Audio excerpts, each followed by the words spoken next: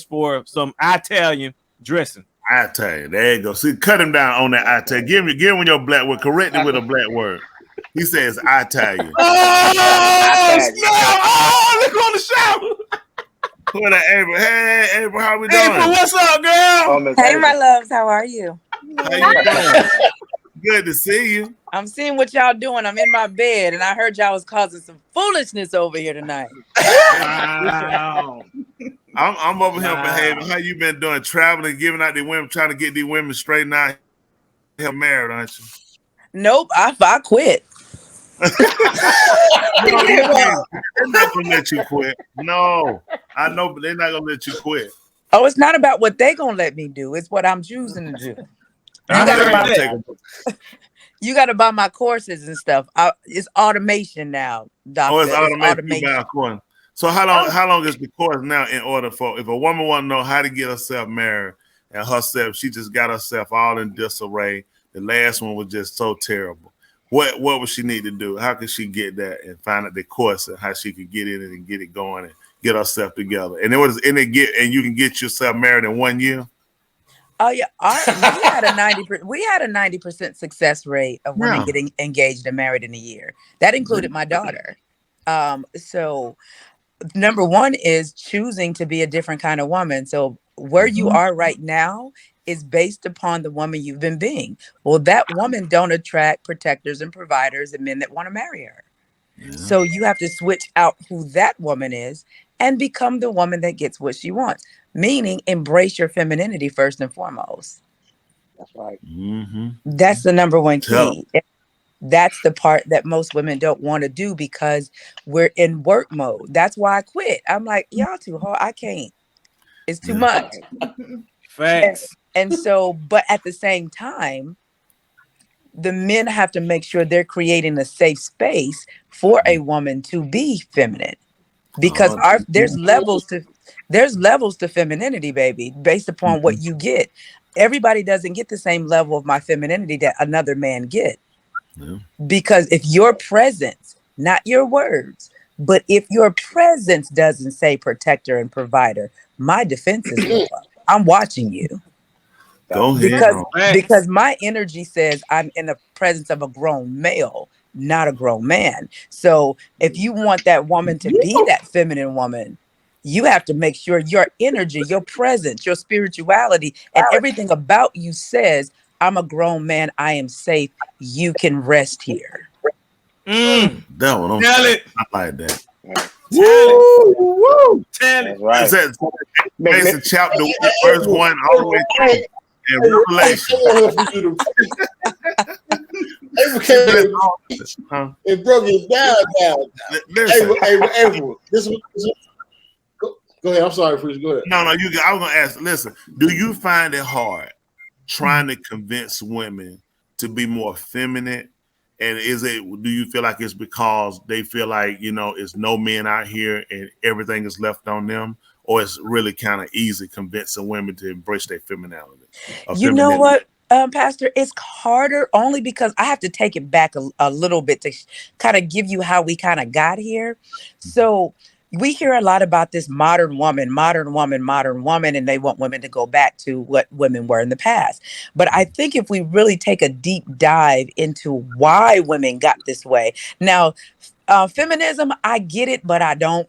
Because feminism wasn't really for us as Black women because we ain't had no rights like that, no way. But I get it.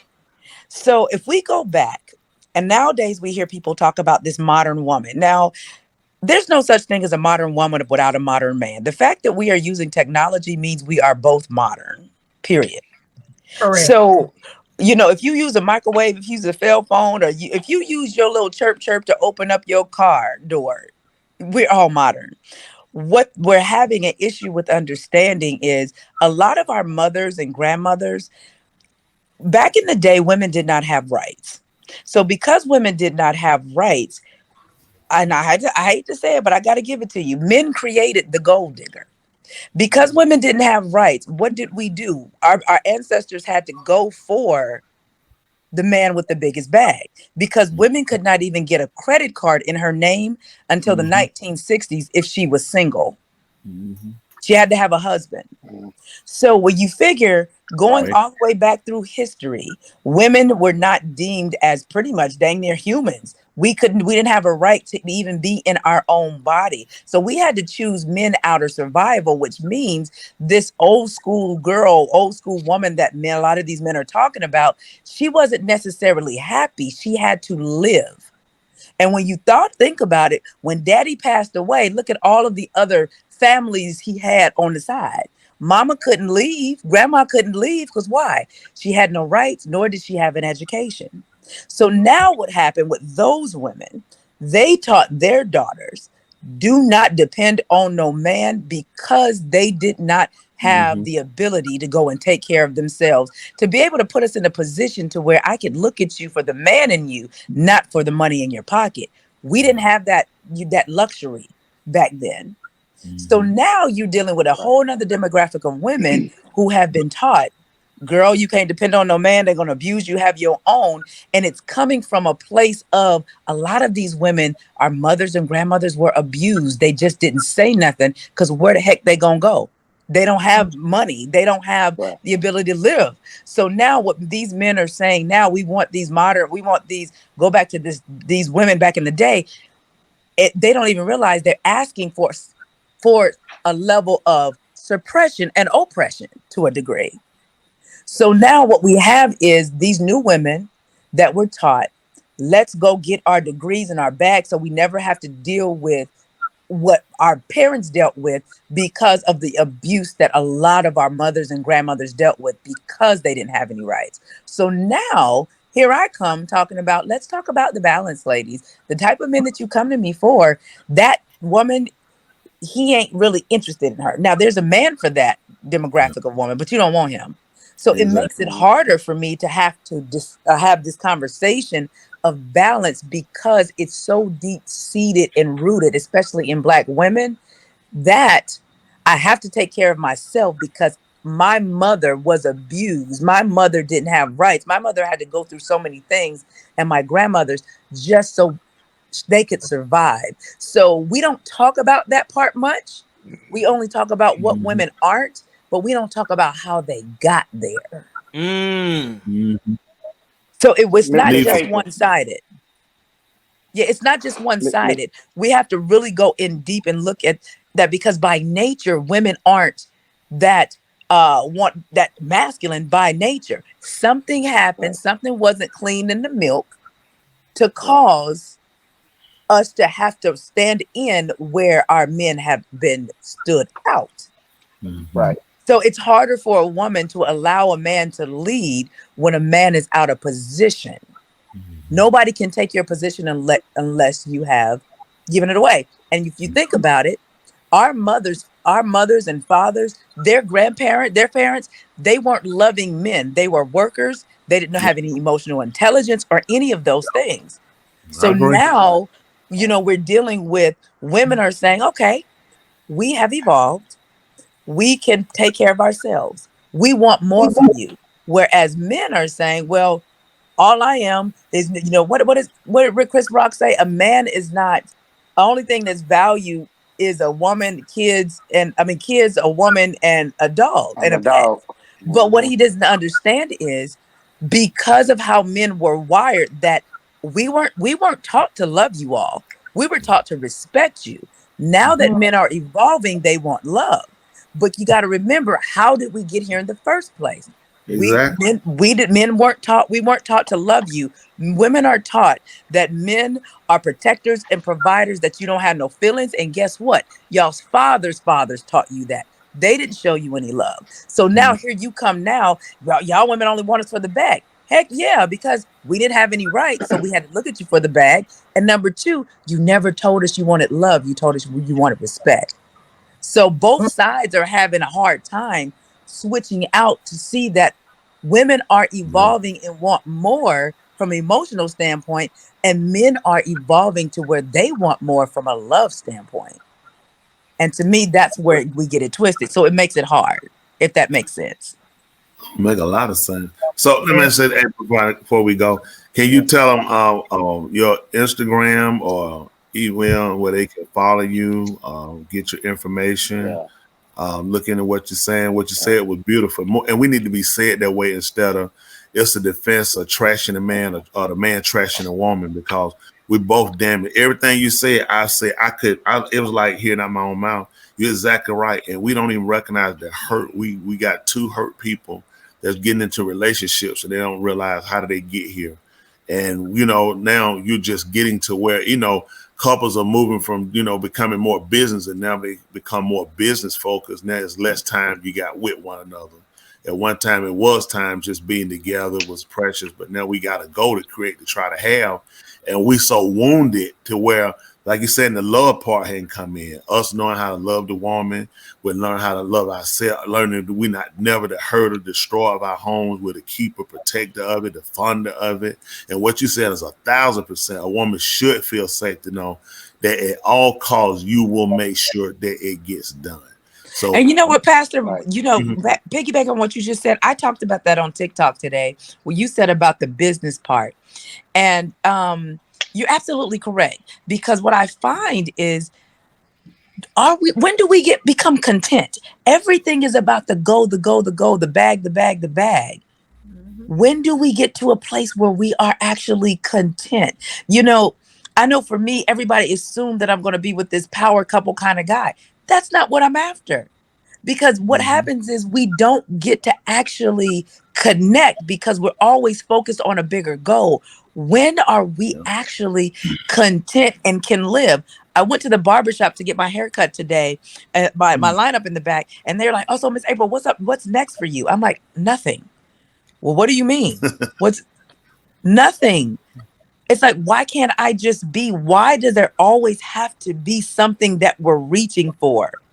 Why can't we be content? What happens when you get to the position where you've had success? You made millions of dollars. Me and most of my friends, I would say 90% of my friends and I are first generation millionaires. We've crossed that threshold.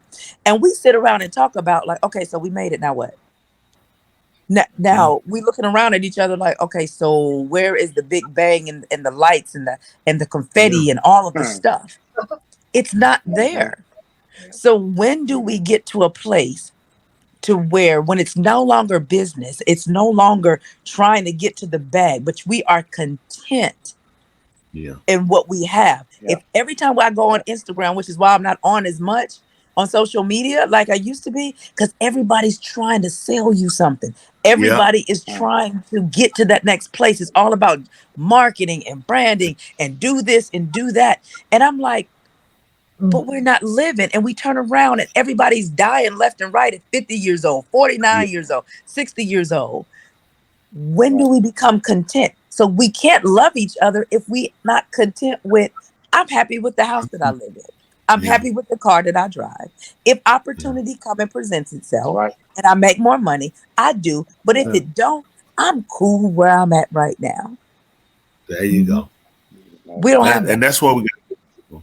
You're right. And you know what you're saying is true. Because if we don't have conversations like that and people realize that, like you're saying, everybody's trying to find how to get rich, and then realize if you're not content with yourself, it's not the money. Money is something you'll chase, and you'll keep chasing and you'll keep running. You'll realize you had never lived your life to just learn to be content with certain things, and realize it's more to life. People dying, your health, having a mental state. It's things you really hold as precious as you get older. When you're younger, you don't think about it because you're trying to get there. You're trying to meet people. You're trying to do all these things. You realize you just ran a rat race with people, and eventually you'll become irrelevant. And you didn't realize you need to be relevant with yourself rather than count on other people to make you relevant. People want that attention. Learning how to get attention without putting yourself out for the wrong intent. And getting attention. Right. But definitely, I said they posted at the bottom too, how people can follow you or, get the information, because you said some great things. And we definitely appreciate you coming on and doing that with us and helping our listeners, because that's what we're about.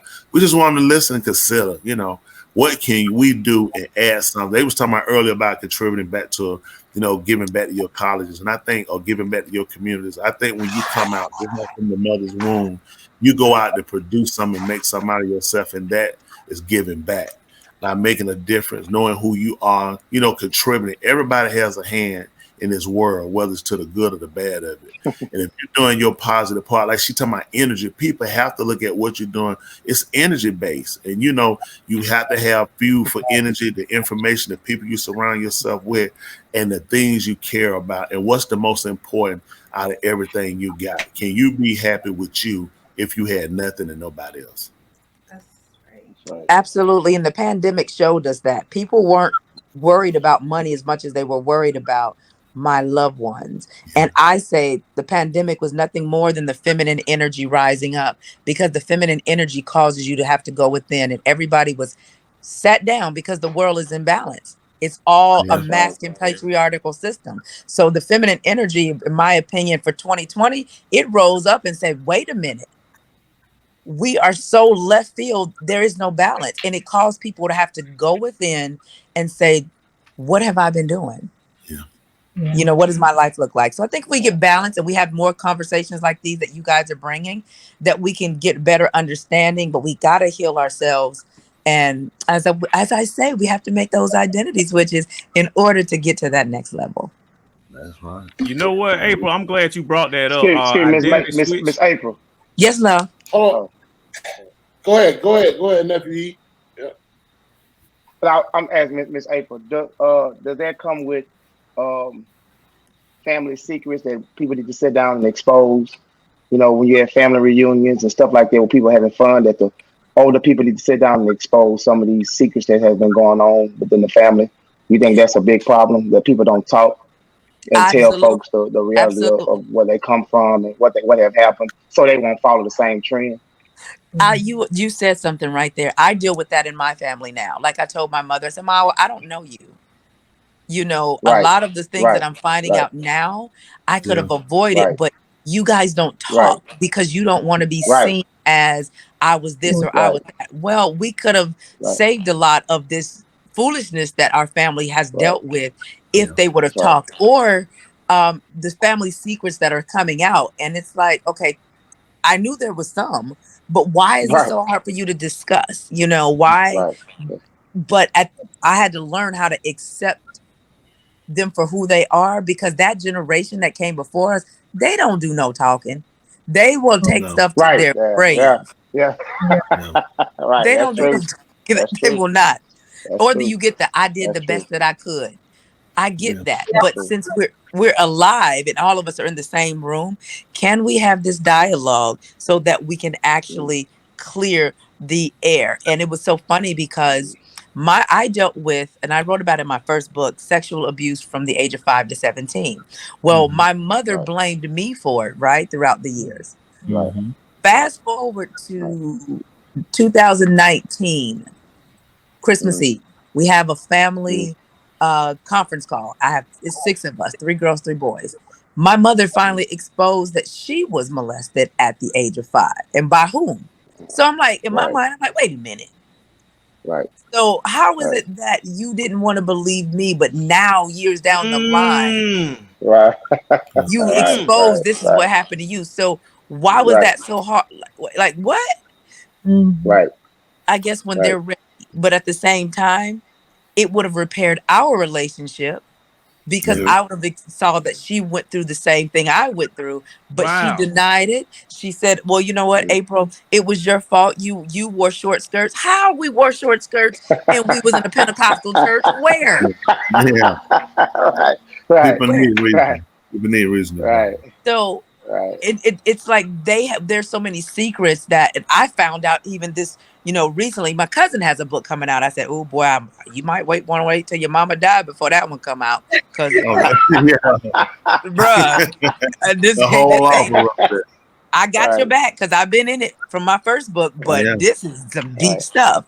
But we have to talk about it, because that's how our environment shaped us. So I agree with that. Yes, ma'am. Wow. Well, that's good. April, hey, Miss April. I want to say this for Dwayne. For Dwayne, go. April, I don't know if it's the hemp, the CBD, but you I was getting ready to ask you, Bishop. The knowledge. Yeah, you said the knowledge, amen, that you have came on here and you did. I wasn't expecting you to do all this. I'm going to give you a free security credit or past or for any future events of event that you did as such. So thank you, April, for this and that. That's Yeah, Well, we thank you, and I'm gonna take that. And let me borrow half of it. He can give me half security. Hey, now, That's April, what I told him. now We need based on that, April, you just had an event, and give me the amount of single women that you think that's at your event in the room. So we had over 200 women at the event. And they flew in from all across the country just to go to my brunch. I was so happy for that. And I would say out of those 200 plus women, probably 98% of them were single. Single. Mm-hmm. And looking for husbands. They want husbands. But the wonderful thing about it though, Alex, look at the room that they were in. They are being taught properly the balance of the two. And so it was a different vibe. We don't have the boss chick bad bee energy. It was a completely different vibe, in there. Alex was like, this is cool. Like, yeah, wasn't no attitudes, wasn't no cattiness. It was just peace. Wow. That's what we did. We talked. Why we can't get a group of men in there? What was the problem with getting a group of men? Oh, I told you, the men aren't going to come to an event with a bunch of single women unless it's something dealing with business or game night. Because if you put men in a room with a bunch of single women, in my opinion, they're going to feel as though they are, targeted. So if we did game night, or if we did something business-wise, or it could even be kind of a fun battle of the sexes.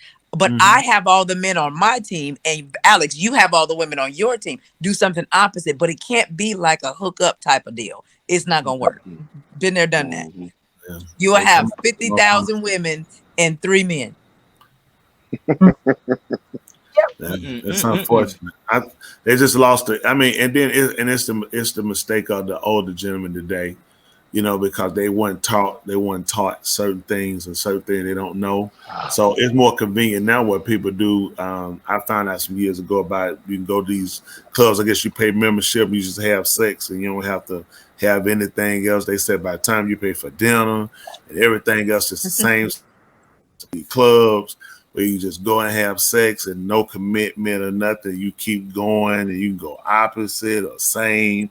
It's like the world is a whole nother place. It just show you where people want affection, but because there had been a standard or rule in play to show them this is the way a man carries himself. This is the thing. This is how a woman carries herself.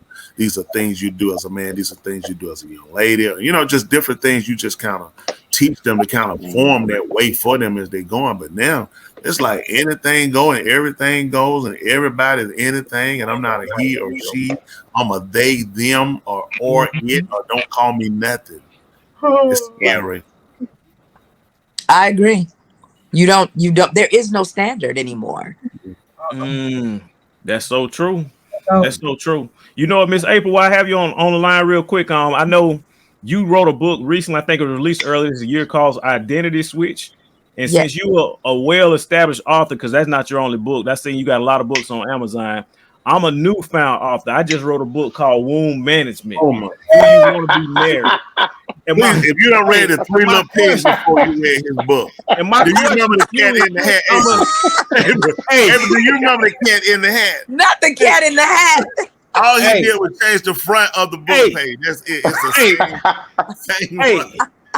Hey, it's good quality stuff to talk about. Do you want to be married? And I feel like women nowadays, they don't really, think about marriage, or, they go through all these different stages. And when they get in their 30s, now they all of a sudden like, oh, I want to be married all of a sudden. But my question for you is, since I'm a newfound author, what would you recommend on how to actually, go and advertise as a newfound author? What's some recommendations that you have?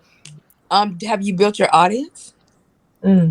All I did, I just finished the book. I just released the book today on December 1st. I just finished the book, and it's on Amazon and Barnes & Noble. That's all I've done so far. And I got my website, and that's it. Well, first of all, let me say congratulations to you, because becoming an author is not something that is a it's a challenge, you know. So congratulations and welcome to the author world. But what I did when I came out with my first book back in 2000, my official book in 2010, I built my audience. So the wealth is in the people, right? So you have to get people finding your tribe. I tell people all the time, you know, I'm not for everybody. I have a specific niche demographic of women that I speak to. And so you have to find your tribe, the women or the men, whoever you're trying to reach with this book, who wants that via social media, using your hashtag. Video is where it's at. You know, doing those things, paying for advertisement is very important as well too, if you didn't build your audience prior. For me, the reason I believe my books were so successful from the beginning is I built the audience before I wrote the book. So my first book cover was out 6 months before my book came out. So it was circulating. But since you didn't do it that way, you have to build an audience. You have to let people know that you are the expert in what you're saying, you know. And you said the book is about women getting over 30. Now they want to get married. Oh my God. Womb management. Do you want to be married? Is the name of The it. cat That's in a the picture of it hat. right there. Womb Little management. Do you want to be Hey, married? that's what I want That's to it man, right listen, there. man. First of all, that man pays A hard copy $35. of it. That man, you asking for way too much money. You need to pay the people for looking at the pamphlet. But what is the premise of the book? All right. So the premise of the book, that's a great question. I'm glad you asked. The premise of the book is centered around, do you want to be married? So what I'm doing is right here, I have different chapters. One chapter is called Poor Womb Management because it talks about how to decrease your chances of getting married. Women actually need to know there's decisions that they can make right now growing up from a teenager on up that can actually Dwayne, go through the titles. Go through the titles, Dwayne. Just go through the titles. I want her to hear the titles. All right, the second one is good womb management. So in good womb management, it talks about how to increase your emotions, you know, your chance of getting married. It talks about different type of nurturing, being feminine, and it talks about the conclusion about family first, things of that nature. Therapy. I can't stress how much women actually needs to have therapy. It also talks about the whole phase as far as poor womb management, casual sex, nude photos, tattoos, piercing. These are all different types of things that can actually go, you know, and be counterproductive to a woman who wants to get married. So but you do know they doing these things with men, right?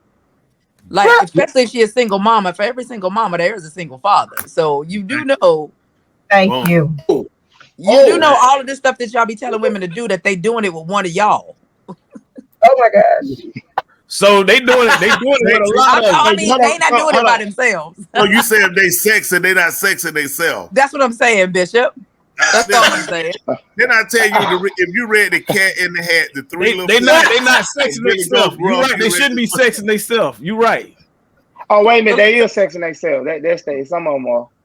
Some of them are. But if that's the case, if they're sexing themselves, that's good womb management. Oh, man. Bam. Look at that. That's good womb management. Because if she don't know what she like, how she gonna tell you what she like? That's good womb management, ladies. I wasn't expecting that. Don't do that. Every time talking to late night. All I'm gonna say, because hear me out. This is what I mean. A lot of times, y'all will go in. Men will say what women need to do, but act like women are doing it by themselves. And we're not. They're not doing it by themselves. And when I hear this talk about the single mom, and see, I wouldn't get with no single mom. If there's a 90% single mom rate, there's a 90% single father rate, because they didn't do it by themselves. But we don't talk about it from that standpoint. We don't also talk about the women that may not have had fathers in their life. Where's their daddies at that could not train them on how to have womb management? You know, those type of things. So I mean, I agree. We should have those things, but I think a lot of times we are told what we're supposed to do and how we're supposed to be by a group of men, but they don't realize we're doing it with y'all friends. So That's why right. don't we teach the men to have discipline? I'm with that. I'm with Say it again. What you call it, April? I'm saying it the clean way, discipline. Oh, y'all know what that means. Hey, listen. Yeah, write another book, huh? If our people don't get honest, straight talk, we won't Right. get to where we gotta go. And to reach our people is to be as plain sometimes with them in a way to where people really grasp what we're saying and try to get them to get back to healing themselves. Just like you're saying, people are going out, women are going after men, and men are going after women, and they really don't know what they want. And a lot of time they get stuck in dead end relationships, and you just function, and you right back to where our fathers and all were. Where, like I said, you got married because you had a big field, and you needed a bunch of kids to help, the field, and you get more land. If you got more kids, you can pick more cotton and get more money. And we lost that structure of what we had in the nurturing part. A man doesn't even know how to nurture a boy. You take a boy, you punch him in his chest. You tell him, get up, little nigga. And you tell him, little nigga, and you throw him in the car and turn his hat cricket and put some jewelry on him, and you throw him on a football field. Somebody else tell him, quit crying. You ain't no punk. And then some woman get him, and he this damaged man who beats her up, who doesn't know how to be a father.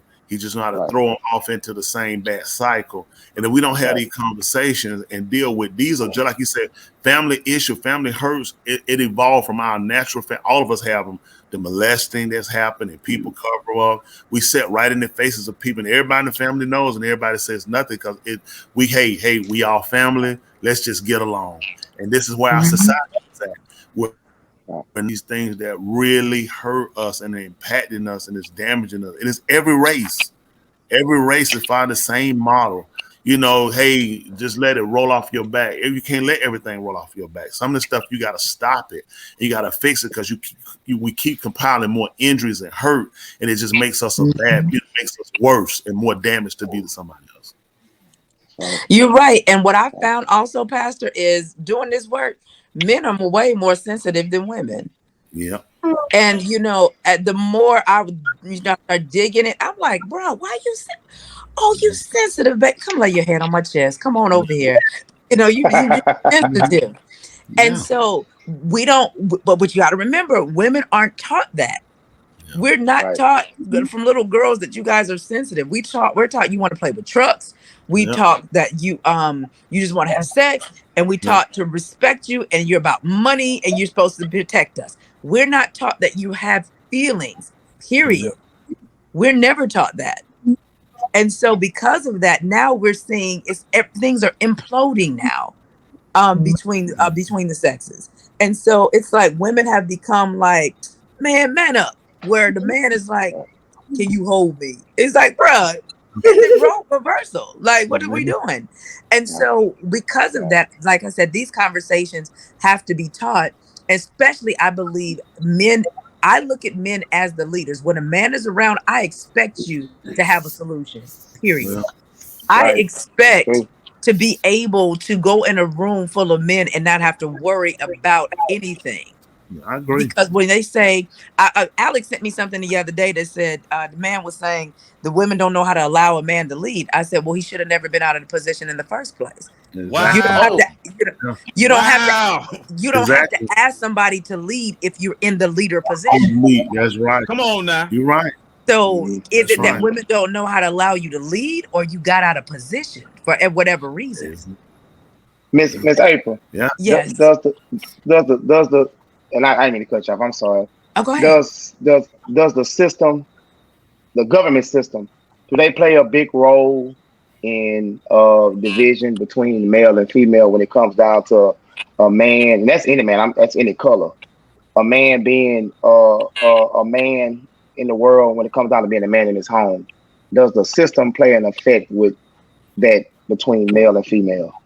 Do they have an effect on how certain women act? Because certain women use the system as a way to, come in and try to push their way from a man not being the leader. Yes and no.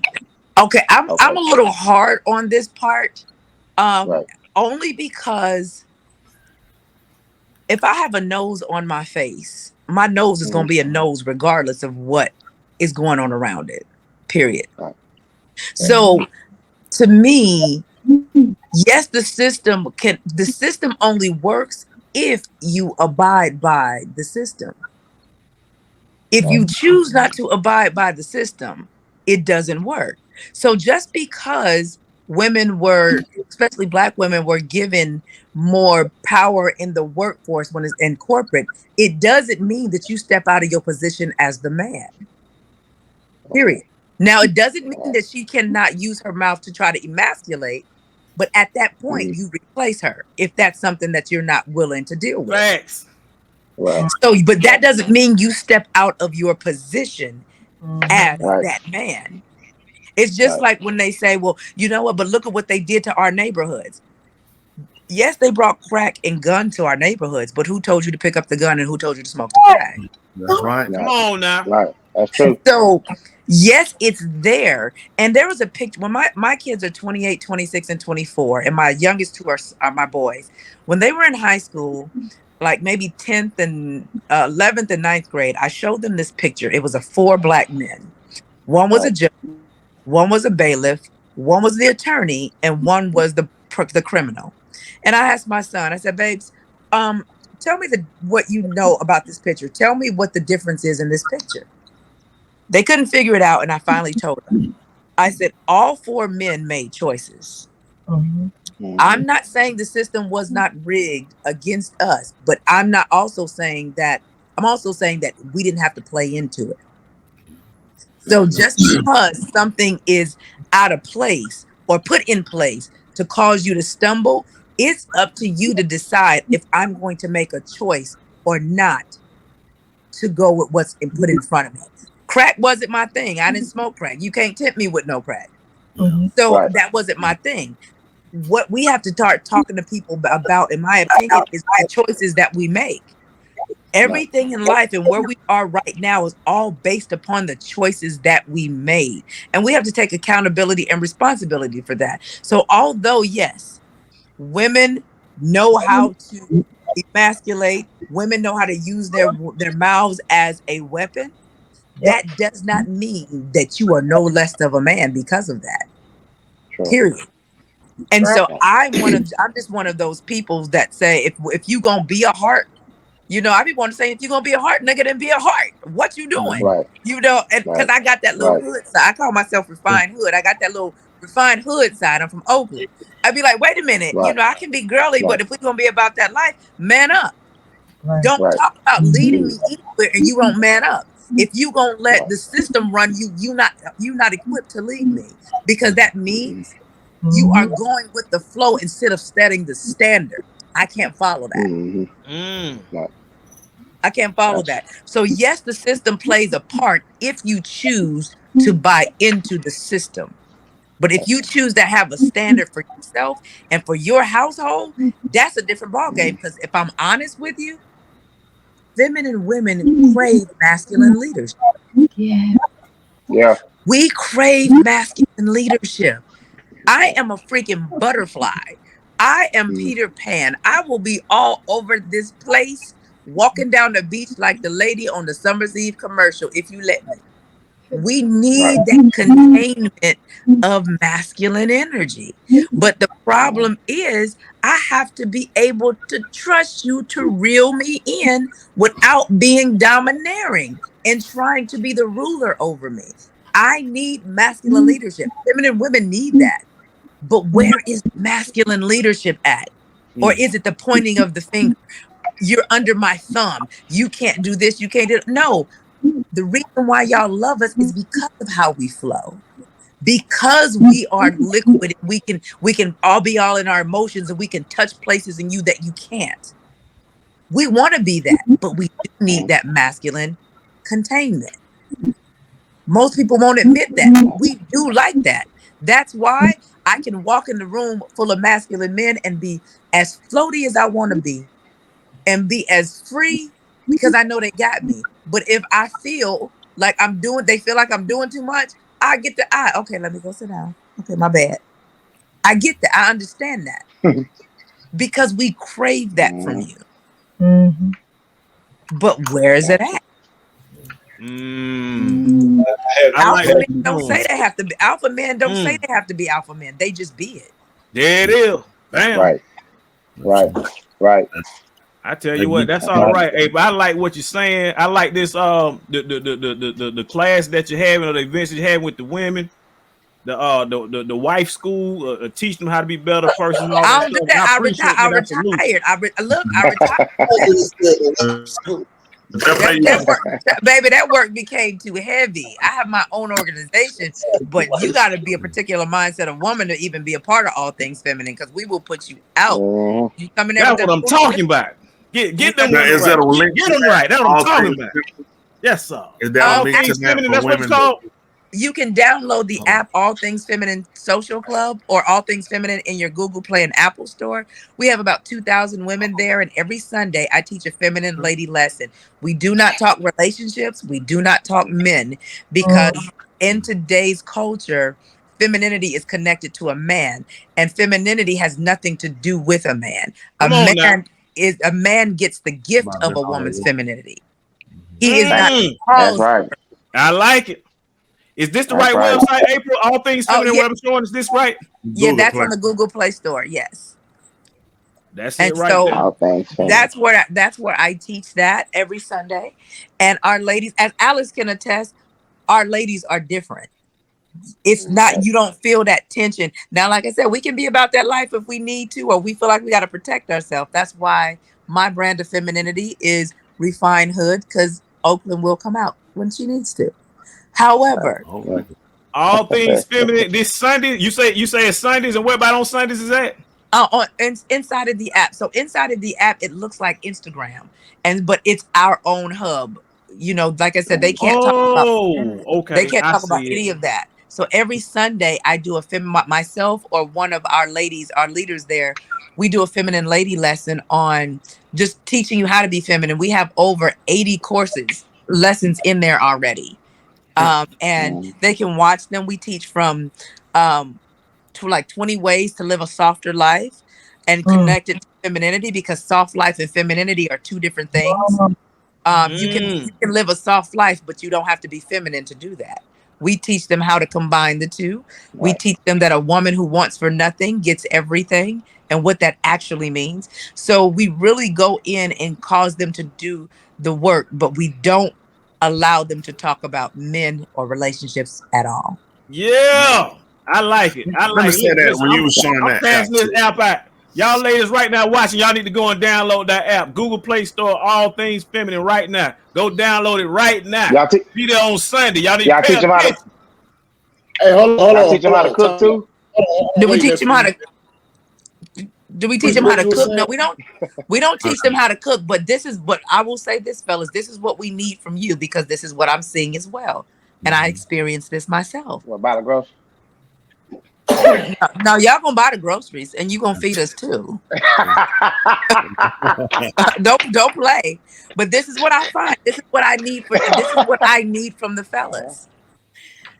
What I found is the more a woman, especially a Black woman, gets into her femininity, it can be a downfall when she's ready to be in a relationship, because so many of our men don't know how to receive a feminine woman because they're so used to the strong, independent boss chick. So now when you run across one of my ladies or even myself, and it's like you're trying to date us, it's like, wait, hold on. You don't even know how to receive us because we don't approach you in the same manner. So we don't want to be training and building up all of these women to operate in their feminine, and they have no masculine men that can receive them to choose from, because these men have not done their work to be able to receive nice, to be able to receive somebody caring for them and nurturing them and taking care of them, to be able to receive wise counsel. We need the men to be trained as well too, because my ladies are starting to go outside of the Black community, because I hate to say it, a lot of Black men do not know how to receive that kind of woman because their mama was strong, because their grandmamas were strong. And I want my woman to be strong. Well, if you want your woman to be strong, my love, I am not for you, because when men are around, my wrists are broke. I'm resilient, but I am not strong. You're supposed to be strong for me. I can't be your soft space, your sex kitten, your vixen and all that, and I got to be out here being strong. I'm not fighting the world. That's what you do, and you come home to this safe space and I recharge you, but I'm not going to be the one out here on the front lines unless you are subdued. Right. Once the men are subdued and Right. captured, then I Mhm. come out and stand on the front lines. Until then, I will Right. be making you a sandwich and patching up your wounds. Yeah. I Yeah. like everything you said. Right. Listen, I'm all for it. Yeah, we need Keep it up. we need to get you out here. We need Y'all hit to that get you out cash here. out right now. We need That's to what get you on tour. Look at here. I like what you're doing. I support you. All things Man, feminine. y'all running my tab book. download. Y'all running my tab book. Now we going on t-shirts. I appreciate it. I Hey, appreciate we it. appreciate you coming on here and I sharing what you appreciate got you with too, us. and tell your wife, Pastor, I appreciate my products that I just ordered from her. Yes, ma'am. Oh, so listen, you know, I who was, told you about it? April, who told you about the oh product? my Who gosh, why? April, who told you about it? April? Yeah. Pastor told me about the product. Honestly, that's the only, I'm not gonna lie, that's the only deodorant that I've been using since I got it. Then listen, listen, she's modest. She does soaps, deodorants.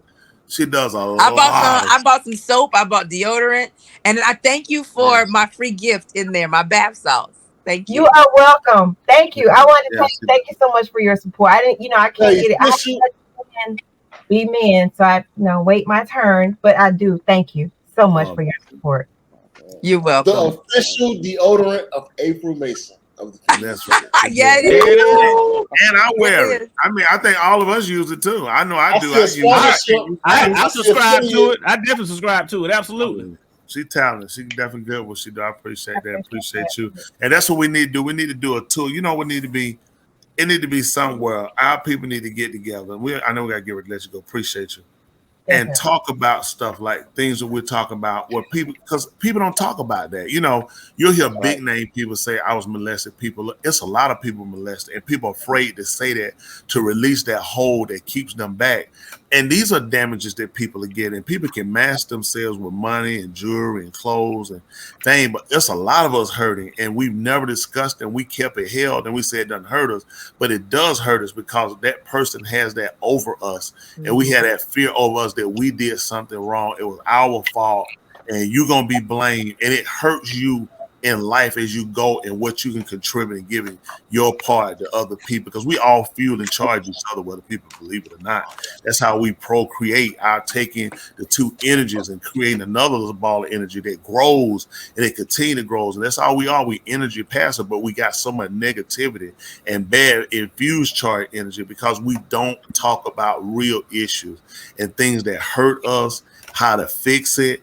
Knowing that the woman is not our fight and the man is not her fight. Our fight is we fight and struggle is within ourselves because we never get the grip with all the hurts we got, whether it was being beaten sexually, growing up not eating, living out the house, never having a solid place.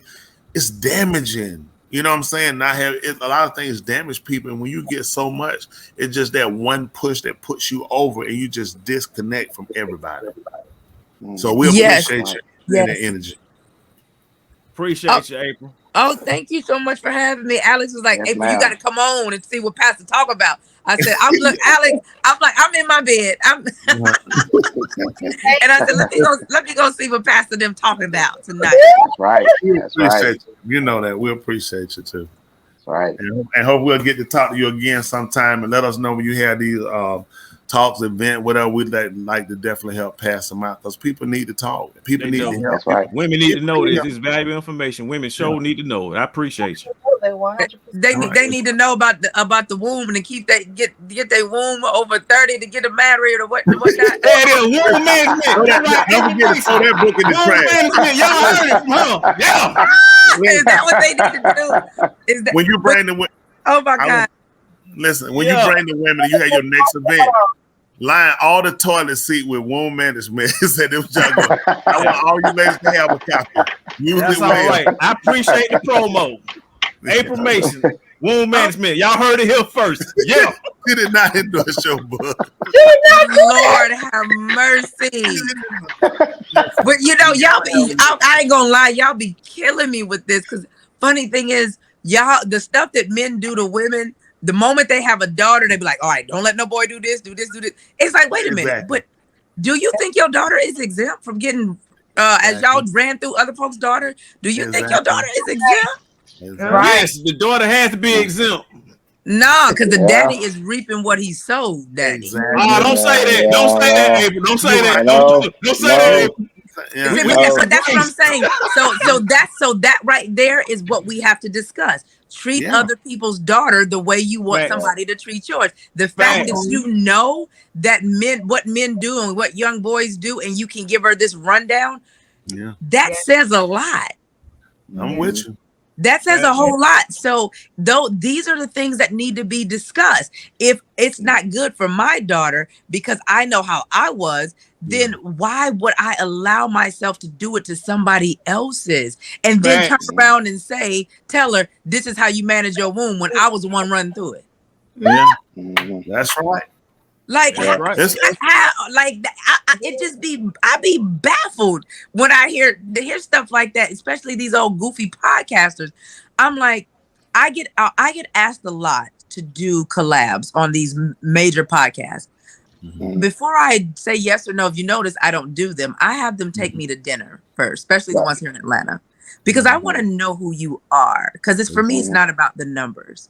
And what I'm finding is a lot of the men, by the time they get finished talking to me, they'll say, I don't know how to be in a relationship. But they get these record numbers on their podcast. Yep. And I'm like, so you want me to come on because I'm going to boost your numbers, but you don't know what you're talking about. Exactly. And I said, so because you've learned how to make money, you're like, it's like they're pseudo men. They're not really. They're like a lot of the guys that did not get any play beforehand. Social media gave them power with the numbers because they're reaching a whole nother demographic of wounded people. Women don't know how to be quiet and overlook them, which is why Kevin Samuels was so popular because of women, because women didn't know how to say, okay, this don't apply to me and keep it moving. Facts. And it's like, but yet these men have all of this power, but me sitting down with some of the most successful podcasters and to hear them tell me, well, Miss April, I ain't even gonna lie, I don't know how to be in a relationship. I know how to wine and dine, I know how to sex, I know how to good morning beautifuls and take them on trips, but they don't know how to be in relationships, but they're reaching millions of people that they cannot guide in a way to help them be in successful relationships. You think about it, April? It's because people don't really know. Nobody ever, to me, people don't really want to deal with the inside of who they are. And to me, that helps me to be the person I am and be comfortable. Just like you could tell in a room how you can I'm comfortable in my place and knowing things. Not saying nobody, subdue you to anything, but I know who I am and what I am. Nobody takes that away from me. And I can operate in any capacity. Is in actuality with people today, everything is masked. People on the first date is your best date. My car ain't gonna be dirty. My shoes ain't gonna be wrinkled. My shirt ain't gonna be wrinkled. All these things I'm gonna do. This won't be something I'll keep up. This will be something I'll do in order to secure you or get you, and then I'll change later. Things don't. A lot of time you'll get a lot of women. I remember how it used to be, and now we can't even afford to eat at home, let alone eat out how we went out. I remember we used to go and we couldn't afford to go anywhere. We're about to be out. So, and it's so damaging because the person has, created this reality for somebody that's not a reality. And then this person gets them and realize I'm pretty much stuck. And then you get a person underperforming because they feel like I was duped. Yeah. I was duped. I thought you were hand and foot. I'll put rose petal. We say things, we recite things that's really not practical.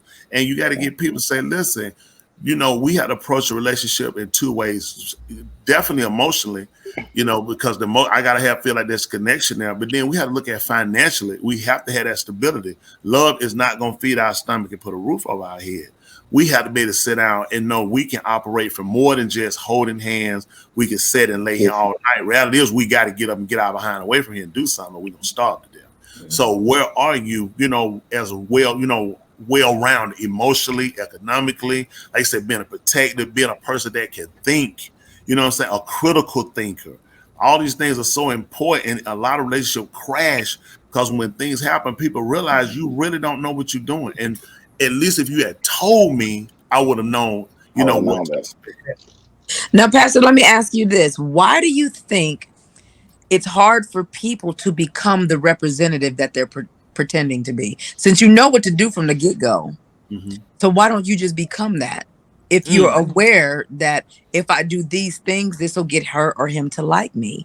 If I do these things, I know this is what they're looking for. So why not just become what you're pretending to be? What to know me for who I am, then you wouldn't like me. So you pretty much kind of follow the pattern that people give. Typically, a woman wants somebody with a nice car, or anybody would say that. People want people with money, or people want this image or whatever. So people learn how to create that image, but they don't know how to go back and make sure, they kind of correct the image that they are and become happy with who they are and say, I can show who I am and I can be who I am and be confident in myself. And I can assure you getting me is more than I might not be able to make millions of dollars or even hundreds of thousands of dollars, but you can count on me to be that and be this person. And this is the real person of who I am. I'm genuine. I'm honest, because people don't want that. People want, think about it. When we read books in school, in elementary school, all the books, things worked out. Jack and the Beanstalk, Chased by the Giant, but everything worked out. The Three Little Pigs, the last pig had a brick house that it couldn't blow down. Everything worked out. Little Goldilocks. So everybody look for the princess story, meet your Prince Charming. He want to meet his prince he can kiss to wake up from, wake up from the poison apple or whatever it is, or get his Cinderella. So they giving us such a make-believe reality that people don't sit down and people realize that's not my life. That's not who I am. And life doesn't actually happen. And you know how you say, and they live happily ever after. And that hurt us. For the so-called Negro, that's not reality. We start off in a rough situation from birth in a lot of situations. And then we get in relationships, and then we're dealing with being molested, or deal with coming out of a single parent home, needing both parents, the male to teach his son how to be a man, the mother to tell the son, hey, this is what you're gonna do. Watch out for this type of woman. And then he getting both sides, so learning how to be a man, hearing things from his mother, telling what you do, what you don't do. This is what a woman does, So we getting a child growing up with one side of a situation or information. So they come into a relationship, and they don't know. Everybody just masks. My father couldn't be my mother. He tried to be the best father he could and make up for not having a mother in a lot of people's situation.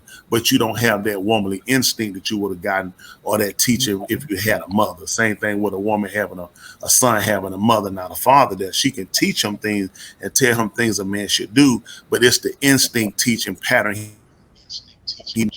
And now, because you don't, and everybody just been playing roles and trying to fill in spots, we just have a lot of insufficient information. So people are afraid to say, listen, I don't know what I'm doing, which is honest, but it's scary. You might take it. Now, what do you feel about, I told Alex this, and he was like, hey, bro, your audience will go crazy if you do that, about marrying someone that don't look like me. Now, I'm going to tell you about me, what I say about that. This is me. Yeah, for real. Listen, this is what I say. I tell everybody, get what you like. That's right. Because, people put that stereotype. Honest, they do. They'll say, I just don't go on Black Mirror. People are people. At the end of the day, what makes you happy? Like me, I hate mayonnaise. I just don't like it. I ate so many mayonnaise sandwiches. That's me. But there are people that love mayonnaise. They love mayonnaise. They be punished and shouldn't eat mayonnaise because I hate it. Yes, they should. Yes, they should be punished. But no, on a real tip, we had to sell people. If that makes you happy, if that's what you want, that fulfill. Because at the end of the day, sometimes people haven't got their best relationship because they went with, bad or don't marry outside of your race. I tell people, if you marry outside of your race, you marry an animal. A human is inside the race. We all look different. We all have different pigmentations or whatever it might be, hair texture. At the end of the day, you got to be happy with your choice. I always taught my boys that, hey, you marry what you like. I marry what I like. You get what you want. End of the day, whether it's white, Chinese, whatever. That makes you happy. That's what you have. So if you do, listen, don't let nobody stop you. Oh yeah, my mentor, she was like, Girl, because my people don't see me with a black man, and not because that they're not well. Alex know the kind of men I like, and they're normally the blue collar guy. But the blue collar guy doesn't have enough confidence within himself because he's intimidated. Yes, he's intimidated. I'm dealing with it right now, and I'm like, bruh, I'm like, bruh, listen, and you know. As a woman like myself, I grew up with blue collar men. It's probably why I like them. My grandfather came home dirty. He was a carpenter and he built some of the homes in San Francisco. I grew up around that. And so what happens is when you like those kind of guys, but they see you with their favorite celebrities, they question. So what you doing over here with me? Well, I don't like them. I like you. And then it becomes, how much money a man got to have to be with you? Bruh, trust me, I know what you do, but I'm still over here. So it becomes that battle between them having enough confidence to say, you know what? She likes me for me. She could have that over there, but she's choosing me. So don't look at what that woman has and compare it to what you're not. She already know. And if I don't know how to do nothing else, I can show a brother how to make some money. I'm not here for that. I'm here to see who you are as a man first. But you know the what? The money's gonna come. I mean, I do regular brothers. I don't do broke brothers, but I do regular brothers. Not regular broke. That's right. I heard that. How I go. That's right. And you know what? And that probably becomes two things, April, too, is the fact that, you know, for the so-called Negro man, is the fact that it is intimidating because, you know, if he comes from an older teaching, is the man leads, the man carries, the man provides. And then when you see a woman that can provide for herself and she sets well above, you know, any average man, you know, and most men, so then that's going to put him there. Then anything he does, they're going to feel like, look, oh, bro, she's just carrying you. So it has a lot of that plays with their insecurity is going to be a couple of things if they have that fear. And if they have the friend type people, that these are the people that feed them. You know what I'm saying? That'll push them in the defense of feeling like, you know, this ain't for nigga. What you doing, nigga? You know, gun wearing on, nigga. You broke, nigga. You know, that's those type of people. If you have them, will kind of put you in that situation where you would feel less than. But every man should be, you know, confident in himself. You know, if he's doing something positive. That's why we need conversations where our men can learn as well. You know how to build themselves. Not that's always how to build wealth. How to build. We don't have shows. We don't have things that honestly, with no money costs, to sit down and say, let's look at being a man. I don't want to say teach you how. Let's look at being a man. That's both of us. Let's sit down, apples for apples. You know, let's just look at a man. What's a real standard for a man? Is this outside of a man? You know, hugging his son. Some guys they don't hug, you know, kiss. I used to hug my son. I always told my sons I loved them. I always told my dad never told me that. I always told I love them. I always let them know I love them. I want them to know it because I didn't want to hear from another man and some man molest them. I didn't want to misinterpret, you know, another man's behavior. You know, a man can't tell a man he loves him. It's not a homosexual gender. You know what I'm saying? And you show that in things that you do. Love is just not a word, you just utter it. So having these conversations teach our people. A lot of our people are learning. For me, I learned a lot of stuff on how to do what I did and, you know, coming from the street, from movies. You pretty much just acted out other characters. It took me years before I came in and realized I never really formed Tony Smith. I had really just built into people I was around and stuff that I watched, and it had formed me. And I realized, did I really look at is that really me? Because you do something along, you know, that's just how I am. Is that really how you are, or you bought into what you've been around? Is that really what makes you, you know, happy, content? You know, you'll see people, killers and everything, they'll break down, they interview them crying, but you put the image out that you was a killer because that's what I was around. That was the conversation. They break down and realize I was hurting. I never addressed me. I never looked at me. What make me by myself might make me happy. And nothing, and people need to know there's nothing wrong with that. Right. So real conversation, give people an opportunity to say, you know what, maybe I'm not crazy. People say, you crazy, something wrong with you. Why you don't want to be with nobody? You don't desire it, but sometimes for some people, they just say, I'm at a place in my life to where I'm just good with me right now. And I just don't want anybody to intercede in what I'm doing because I'm still dealing with me. I like where I'm at. I'm moving in a certain direction. And I would just like to ride this wave for a while. I leave the door open if that's something I want to do. Versus people saying you got to do it by this age or you're done. Mm-hmm. You get it, no. I'm still maturing. I'm still learning more of me and deciding, do I want to be bothered? Because at certain points in your life, you just realize you don't even want to be bothered with nobody. If you've been out of a relationship for, just like right now, I'm just good. It's been too many. I just felt like with everybody, I just want to break. I'm just good just being me. People need to be able to have that conversation. Mm-hmm. To say maybe you can be good just being you, and not told if you a certain age that you washed up because 30, if you 30. If you look at the studies show that women getting married for the first time at the age of 40 and over has tripled. Yep. So people are still in that mindset of if she's under a certain age, it's like, but we still fine though. We still fine. So it's like we don't live up under that same thought process anymore. And it does show that women are getting married at a higher rate at 40 and over, as well as women a size 12 and over. Because the average size woman in America is a size 12. So what we see is people on these podcasts and things talking about stuff, but they're not looking at the numbers. They're not looking at the stats. So when they say a woman is washed up after she's 34, 30, she didn't hit the wall 35. Well, first of all, most men aren't even mature enough to be even getting married at that age if they didn't have any guidance in the first place. And number two, we're evolving, and I don't think we're seeing just how much men and women are evolving. And honestly, I don't think men are seeing how much women are evolving, because us 40, 45-year-olds, we don't look like the 40, 45-year-olds back in the day. Yeah. Nope. So it's like, that was old uncle auntie. Yeah.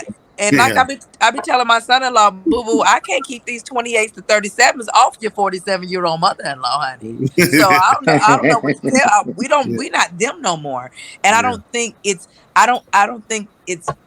for a lot of men having these conversations, I don't think they're wrapping their mind around, they're really paying attention to, wait, she's 50, but she don't look like the 50-year-old ladies back in the 50s.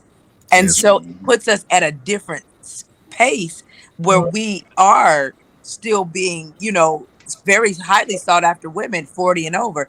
But once again, they still stopping it at, well, if you 30 or 35, it's like, but you ain't getting married. But women getting married for the first time 40 and over has quadrupled. That says a lot.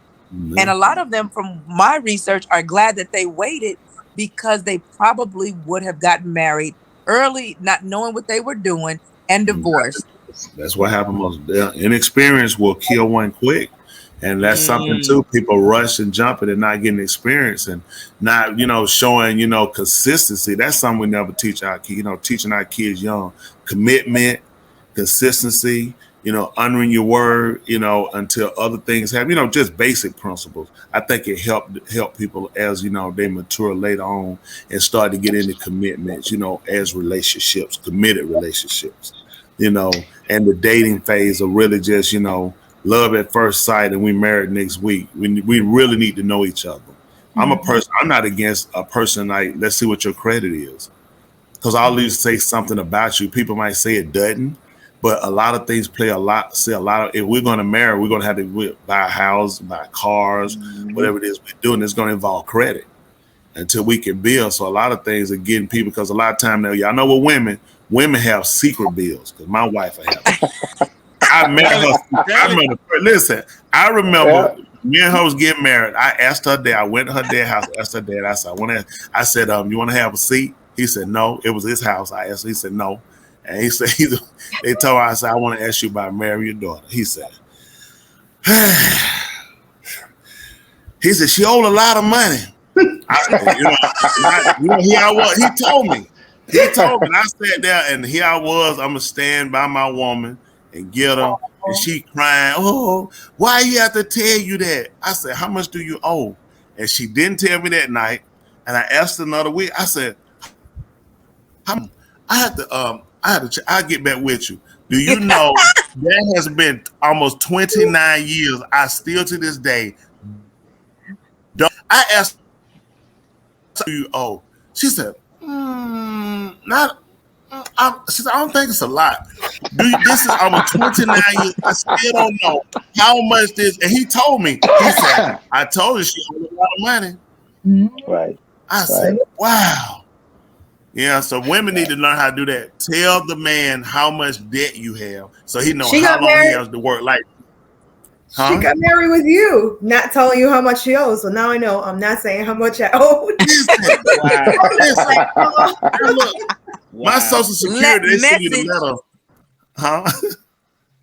That was a message that what you just said. That was a message. That got me. I'm looking at almost 29 years. Do y'all know I still don't know? This is the truth. I don't know how much she owed to this day. She still hadn't gave me the number. She said, it ain't that much. That's all. I be like, how much is it? I have to work till I'm 100 at least in 15 before I can pay it off. But so doesn't the Bible say you don't let your left hand know what the right hand is doing? Listen, that left hand thing. Ain't that what it says? That hand gone. That hand done cuffed me, April, because I don't know where. I'm like, how much do you owe? I be seeing these letters. She got her own pile of mail.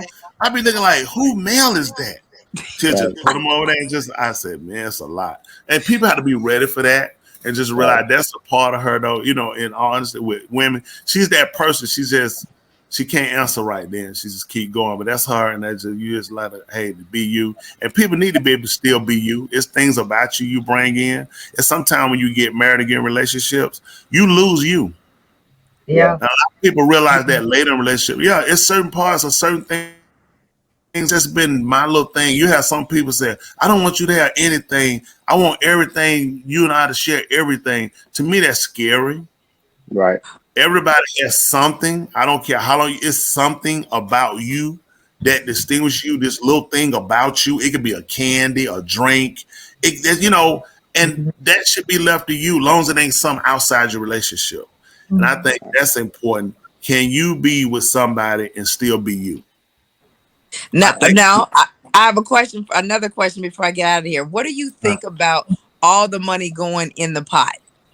I just had this conversation with someone that I'm dating, and we had this conversation came up about all the money being in one pot, like and so because this is just my belief. This is I didn't get nervous. I'm gonna tell you about my you got nervous. I didn't get because this is what happened. Hold on, my pot way bigger than yours. This is what I believe. If I'm not going to hyphenate my name. Yes.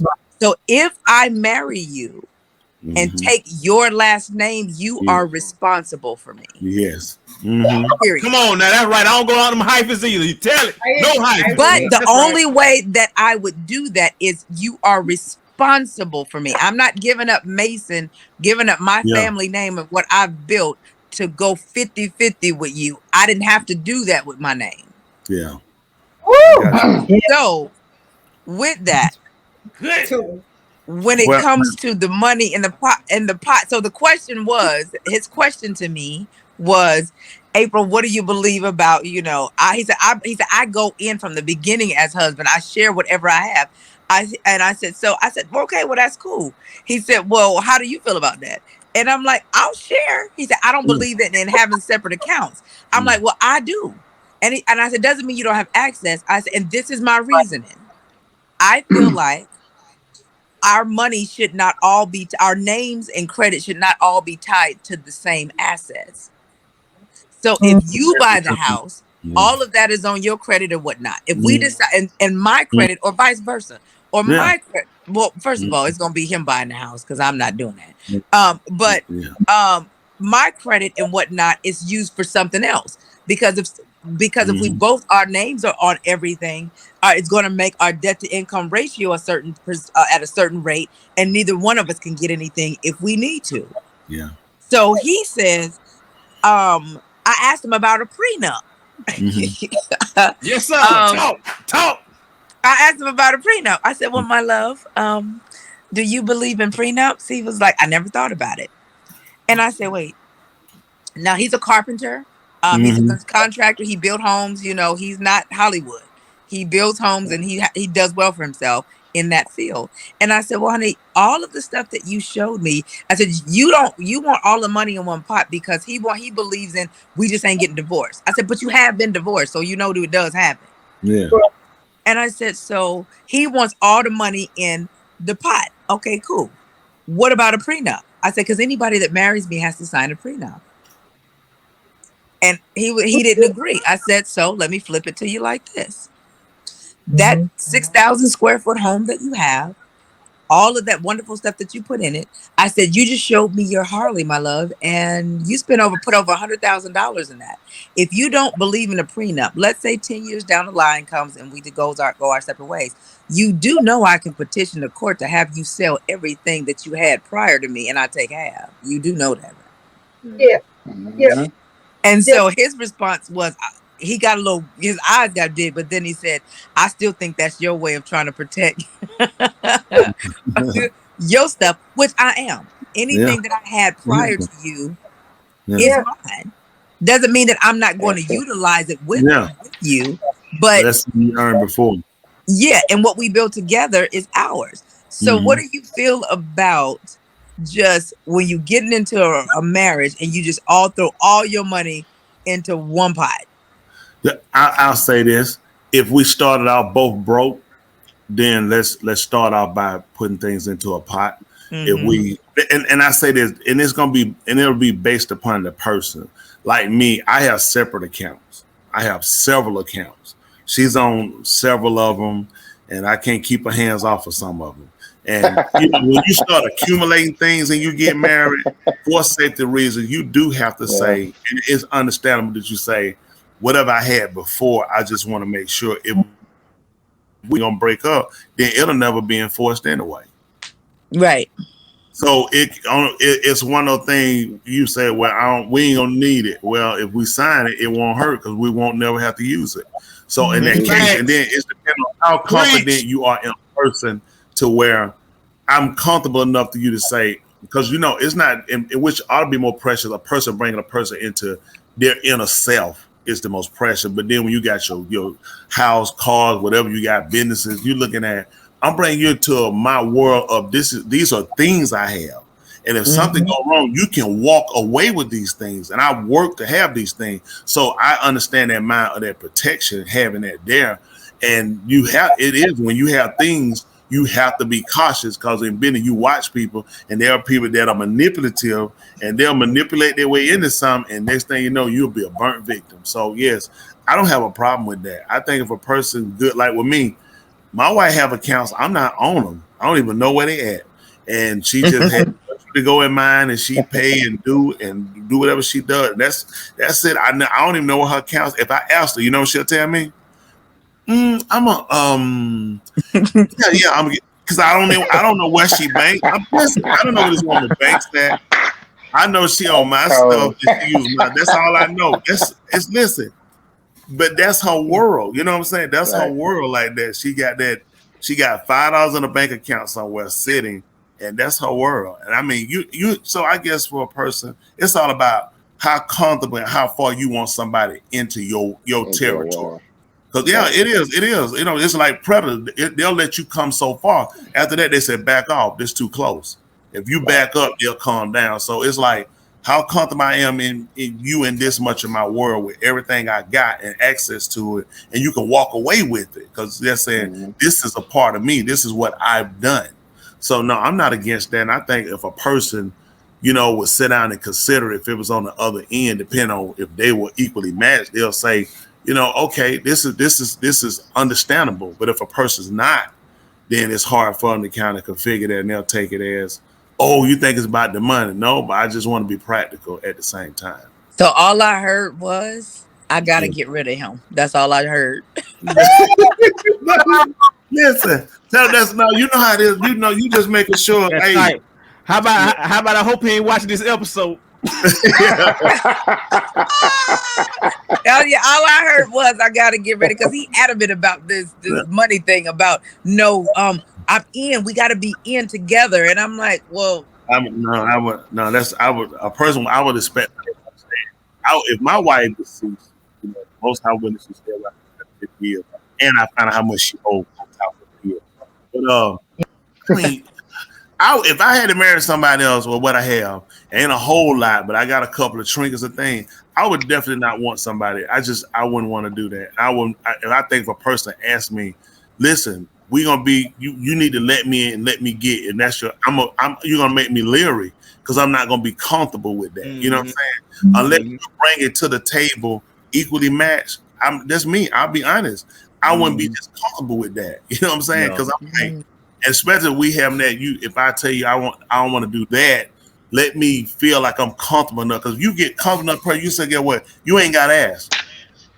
If we gonna do what we gotta do, it shouldn't be a problem. Because then you look at this. If we married, why would you not be accessing the things I got? Why wouldn't you? So why I gotta throw in the pot? If it's something we need, I'm there. It's gonna be done. You know what I'm saying? And as I feel this relationship grows and I feel more comfortable, I'll be ready to release more. But I would want somebody to be understanding of that. I would hope my wife, if she got remarried, I told her, make that nigga, he buy her somewhere else. This is my children's. He can't get her no car and he can't buy her nowhere to stay. I'm just saying, I don't know what you need with him.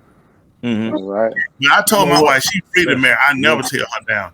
After I die, immediately 255 years after that, I expect her to be married. Now, let your behind be yes, I'm any man out there holding the woman down, talking about, right. You can't marry. No, you wrong.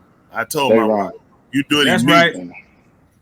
Listen, as soon as the clock strikes 255 years, you get married then. Really? I'm like that. I don't want to hold nobody down. But 255 years, that's not holding nobody down. Nah. Listen, she still got a whole life ahead of her. So she gonna be with the Lord with you. Listen, if she can get her another nigga, listen, both of them be too old. They just be sitting on the porch, rocking, barely move, just looking at each other, going in and out of coma.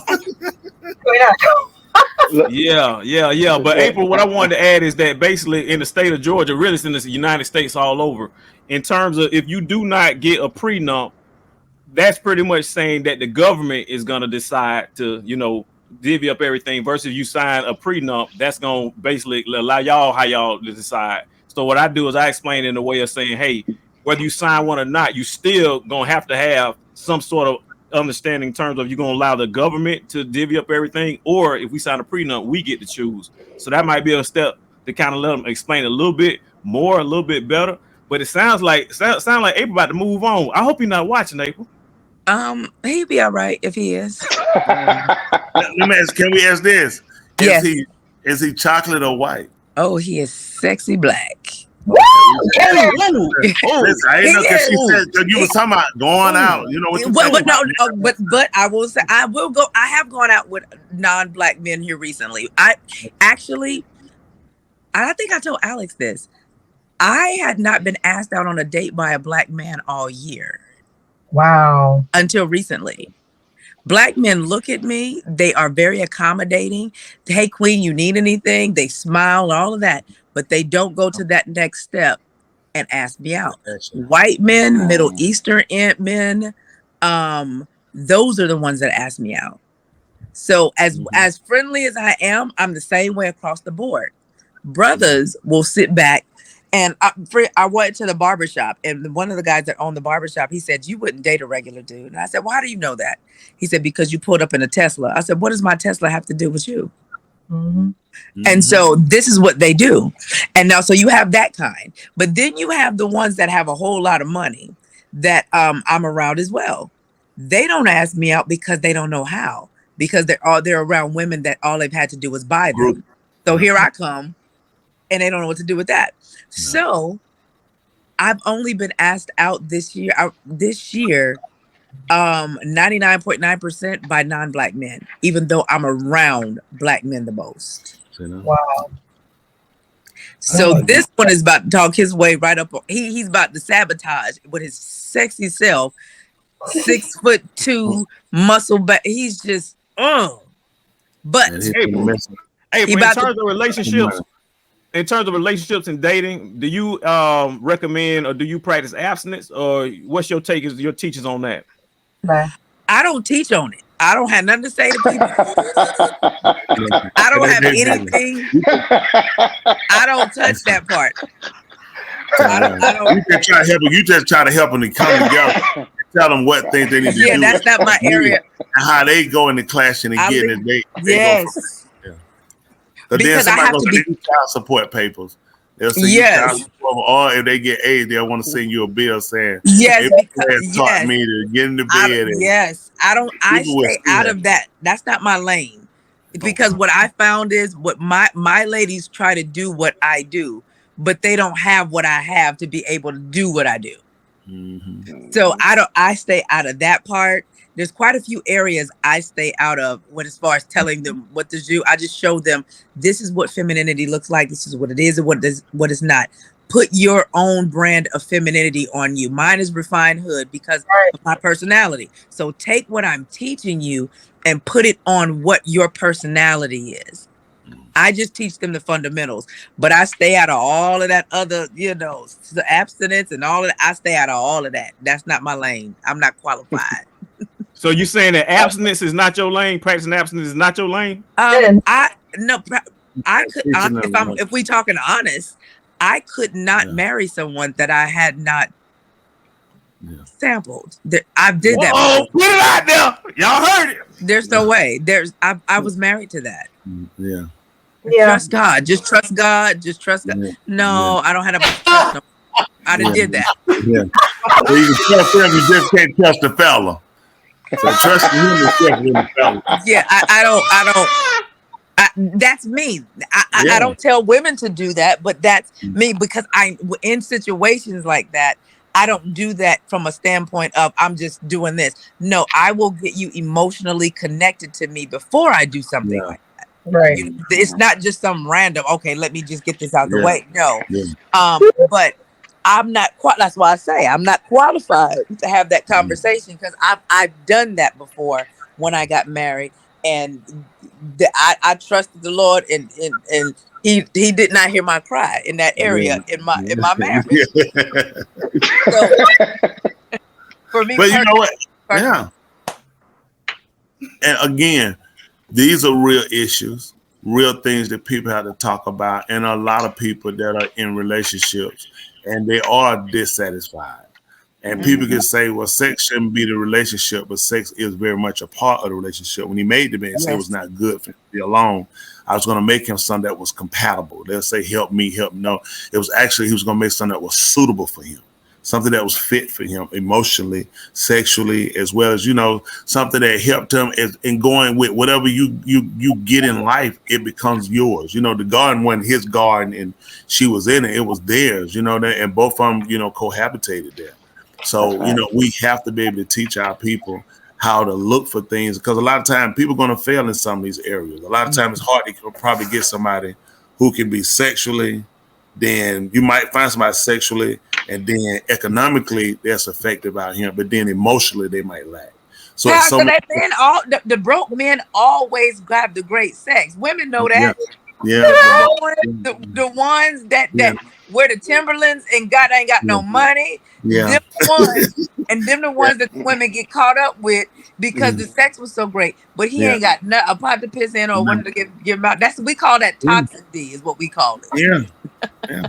And that's what, and you're right. That's what we got. That's why I said, so you start looking at that emotional part. Either economically they're gonna fail you, or emotionally, or sexually. And these things come in. These things have to be spoken, talked about, because a lot of men don't know what to do. They think jump on, bang, bang is it. Hit, and we don't have the emotional part.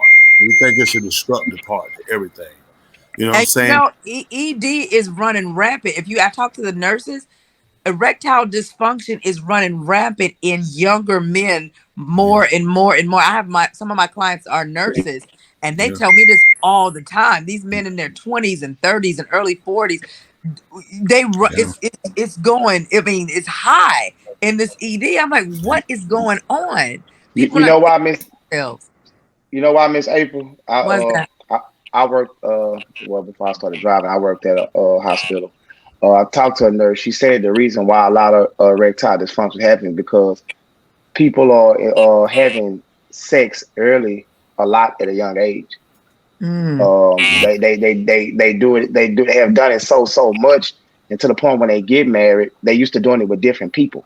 So when they get married, it's almost like a downer because you got to be with one woman.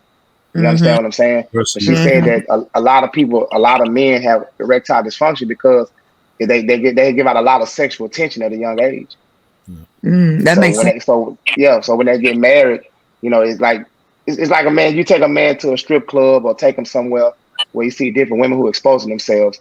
Automatically, he's going to be drawn to that because it's almost like a what you call it? A high. Yeah, exactly. Addiction. You know what I'm saying? So of course he's going because it's a different woman. But she said men have that kind of problem have had that problem because they have been sexualized at a young age or their whole life and they've done it so much.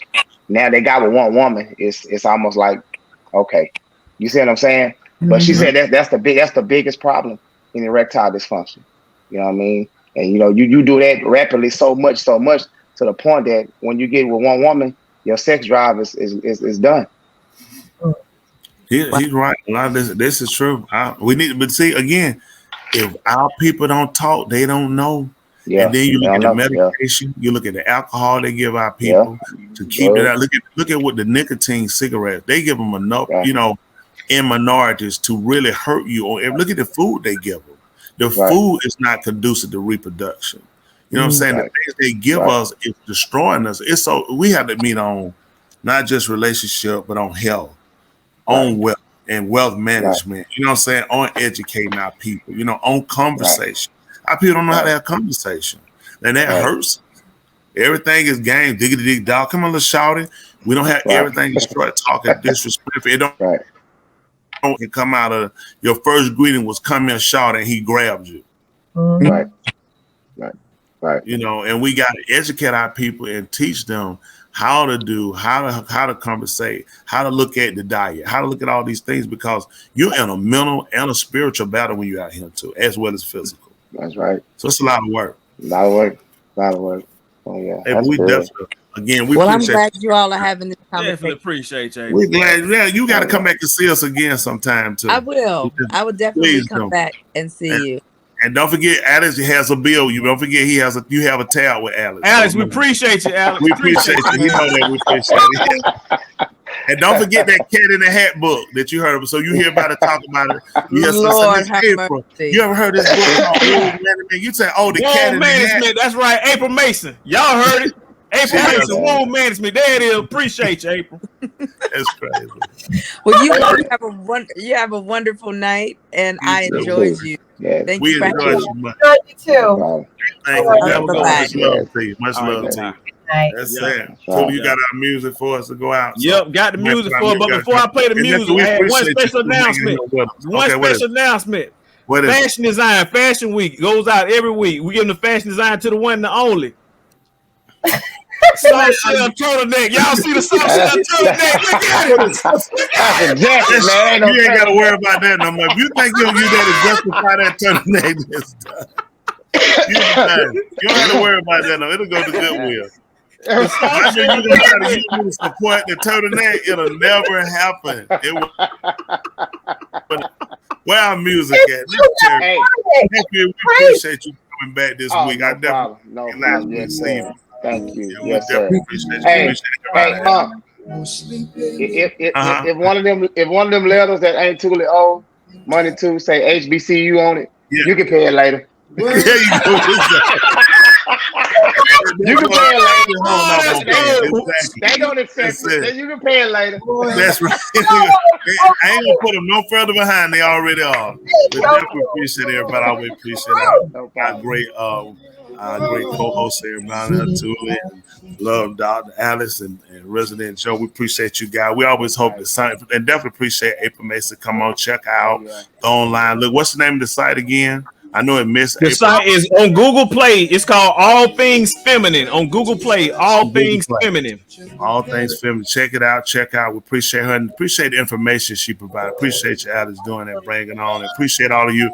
Hey, we know everybody get discouraged, get tired, and get beat down. Hey, we got to get up and keep going. Don't let it get you down and get out. Somebody cares. I care. We care. That's why we out here. Hey, if anybody asks you mine, you tell me you always mine. Every Thursday night right here on Two Mics and My Man.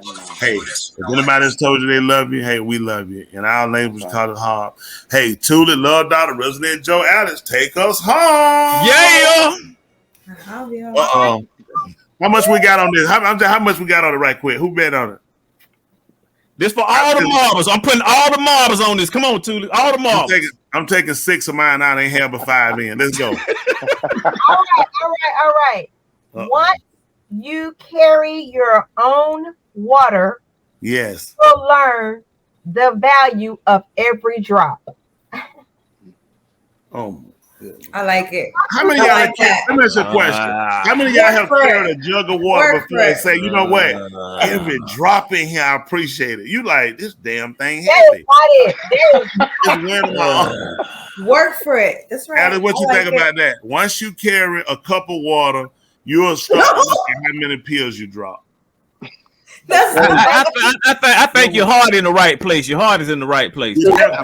Almost to the center of your chest. Yeah. Oh, yeah. Up there with the bucket of water. You should have just said what Barry White said today. What he said? Barry White told him, he said, time don't spend me. He said, time don't spend money. I spend money. I was like, what? Barry White been there. Yeah, no. He ain't said that. Barry White said he said that today. That man been. I'm gonna say. I'm saying. On White said it today. Oh, on YouTube. On YouTube today. Yeah, you know how many people are running right now thinking Barry White is still alive? I'm finna go look him up. Yeah. He say money don't spend me. Yes. Money. That's what he said. Gotcha. Okay, so I'm just trying to see. Once you carry your own water, you'll learn the value of every drop. What's wrong with that? God, once you carry your own water, that means you coach your own. This is my water. I'm carrying it, right? Y'all said this is my water. That's why you have different accounts because I don't know exactly. Because talking like that, I'll be messed up. I appreciate you, Tuli. I appreciate you. I appreciate the messenger. I appreciate the messenger. It ain't about the message, it's about the messenger. I appreciate the message. The message was definitely tainted, so we appreciate it anyway. All our great listeners out there, we appreciate y'all guys. Y'all watch and check us out again because we look to be back there. They still there with us? Yes, people are still, and we appreciate you guys. We appreciate all y'all. Y'all. Yeah. We out of here. Yeah. We're about to take it back. Ladies and gentlemen, here it is, the most listened to radio show on the planet. This station is now the ultimate power in the universe. Tony and Julie on the radio. Dr. Joe's therapy on the radio. The Love Doctor going live on the radio. Two mics and a mind on the radio. Radio, turned up on the radio. Radio, turned up on the radio. Radio, turned up on the radio. Radio, turned up on the radio. Two mics and a mind. Two mics and a mind. Two mics and a mind. Two mics. Watch this. And a mind. Yeah. You do something better, I'll do something better, and we will be better together. Until next week, good night and thank you. Until you carry your own cup of water, you won't realize how many pills you drop when the cup is empty. Bye. Yeah. Bye. See y'all next week.